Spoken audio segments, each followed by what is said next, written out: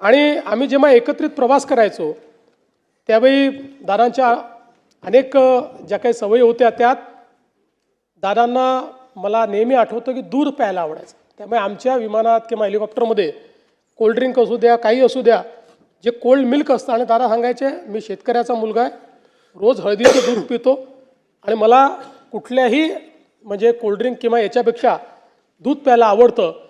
अशा अनेक सवयी दादांच्या एकदम नजरेसमोरून जातात. दादा चप्पल घालायचे पण पाय नेहमी स्वच्छ ठेवायचे. त्यांना ती एक सवय होती की बसल्या बसल्या आपला पाय स्वच्छ करायचे ते. त्यामुळे अशा ज्या गोष्टी आहेत त्या अशा आज माझ्या नजरेसमोरून चाललेल्या आहेत.